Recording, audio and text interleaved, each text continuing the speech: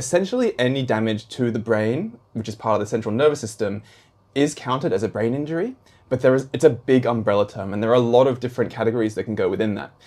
One big distinction that we want to separate between today's episode and the one we have coming is acute brain injuries, which means something that happens quickly in the short term and has a big onset, compared to slow, what we call insidious, gradual damage that happens over time. And so for today's episode, we're focusing on those acute brain injuries. So that's things like stroke, traumatic brain injuries, things from infection, and so forth that we'll talk through more in a second, compared to neurodegenerative conditions, so things like Parkinson's, multiple sclerosis, those kinds of disease processes that happen gradually. We're talking about all of those in the next episode. So we haven't forgotten them, don't worry. Getting started then, and zooming into brain injuries, specifically those acute type of brain injury onsets, I think a good way to start is talking about the mechanism of injury. So what are the different kinds of ways that the brain can get injured in an acute way? Again, it's an umbrella term, but I think a big partition that comes out of that are strokes. So everyone's heard of strokes before, probably the most widely talked about type of brain injury, at least acute brain injuries.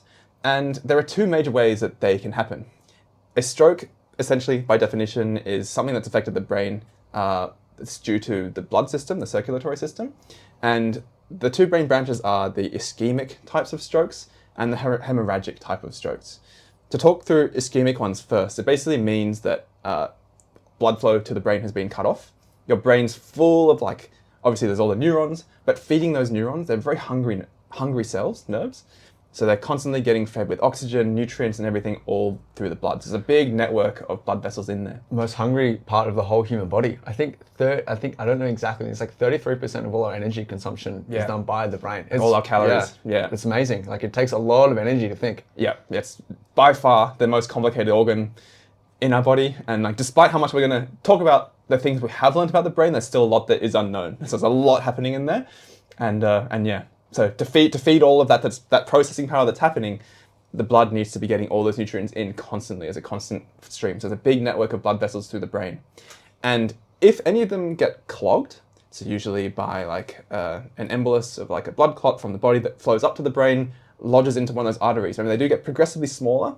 So something that's coming from a big blood vessel in the body gets lodged up into the smaller and smaller ones in the brain, can cut off that blood flow. And then within a matter of minutes, if that oxygen and nutrients aren't getting to and from the brain, then cells and neurons start to die off, and that's when you get brain damage. And that is a ischemic stroke. By contrast, there are hemorrhagic ones. And so that means if there's an aneurysm, so a little bubble that forms outside of the vessel wall in the brain, if that bursts, then you get a big bleed in the brain, floods the brain. Just like if you're drowning, you can't survive without getting that oxygen through. Brain can't properly get its nutrients in and out of the brain, in and out of itself. And so things start to die off, and that happens with a hemorrhagic bleed. And so those are two kinds of strokes that happen.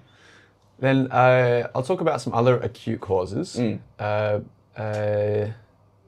Before we jump into these next ones though, what I'm realizing is we should probably try and explain what acute means to people listening at home today.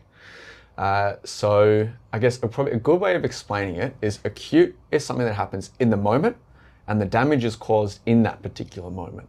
So it's almost like you can imagine something happens and then the damage happens straight away. Like a sudden onset. Yeah. And so then the progressive is something that happens over time. So it is not that same big in the moment change and damage.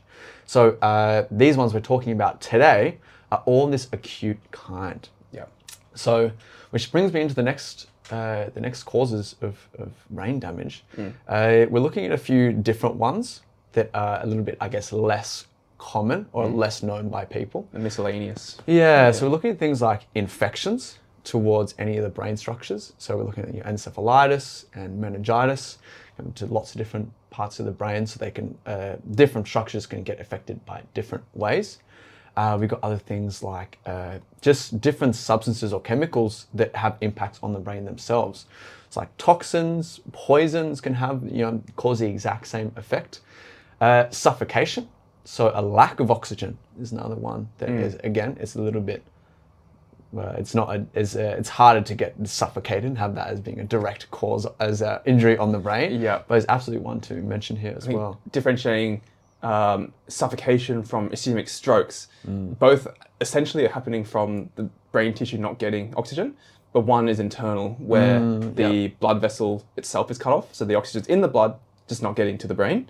Whereas if your whole body as a self is being suffocated, then your blood's not getting oxygenated, that's not getting to the brain that way. Yeah.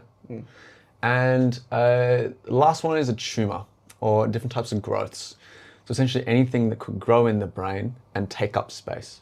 So obviously, let's say there's a brain tumor, it can slowly start to grow, it'll start to take up space of the brain tissue itself, and this will cause damage at the time. Yeah. And then even sometimes the surgical removal as well.